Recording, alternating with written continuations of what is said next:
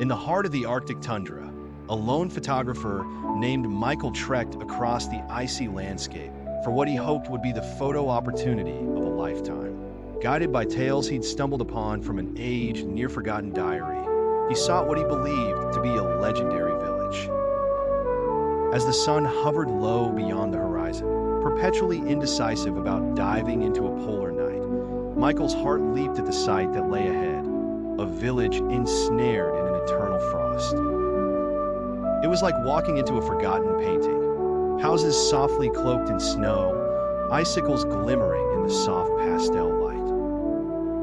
Most haunting of all, the villagers frozen in time, mid-step, mid-action. Michael's breath fogged in the air as he moved cautiously towards the main square.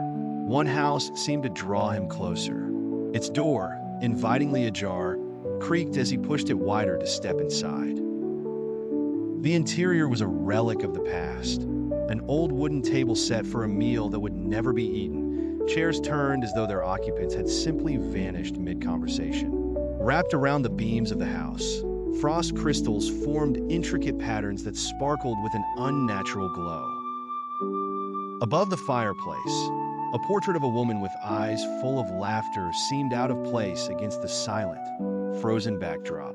The eyes, so lifelike, appeared to follow him as he moved cautiously through the room. He couldn't shake the sensation that more eyes were watching him. Outside, he circled the town square, clicking away at the haunting beauty of it all. The figures surrounding him were meticulously preserved. A baker, frozen in the act of tossing a loaf of bread. A child, hands eternally reaching for a lost kite. And a weaver, wearing a perpetual look of surprise. With each flash of his camera, Michael felt an icy prickle up his spine, as though the village itself was awakening from its long slumber. Back at the supposed origin of the village in the square's heart lay a deep well, its bucket frozen partway down. A plaque, partially obscured by frost, hinted at something sinister, though time had eroded many of the words. Michael brushed away the ice, reading aloud.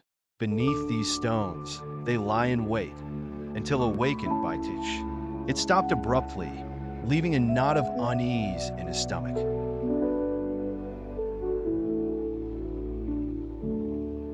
Around him, in his peripherals, he thought he spied slight movements. Eyelashes batting, fingers twitching ever so slightly, reacting as if his presence had indeed stirred something deeper, something forgotten. An urgency seized him. Michael spun quickly away from the square, determined to leave the marooned village behind, thinking he might return with others to unravel the mysteries it hid. Yet every path led him back to that central square, each entrance becoming an exit, and each exit merely a new entrance. An eternal maze penned by the frost itself. Panic threatened to claim him. The temperature seemed to drop further, biting into him more desperately than any natural cold. And all around, those eyes, so seemingly aware and knowing, watched silently. As dusk blended into night, the horizon's glow faded, absorbing the light completely, as if the world had blinked once, shutting away any remembrance of day warmth. Michael's breath came hot and ragged now, hands trembling, camera heavy like stone in his grasp. Through the lens, he caught a glimpse of what he wished to ignore. The heads of the frozen figures were now subtly tilted in unison toward him, expressions somewhere between pleadings and condemnation. Realization dawned hard and final. He was not the observer. He was the subject to be captured within this realm of the untouched winter. Resolute, the photographer embraced what the village whispered for centuries. It was not villain nor victim, but witness to the folly of those catching a fleeting moment.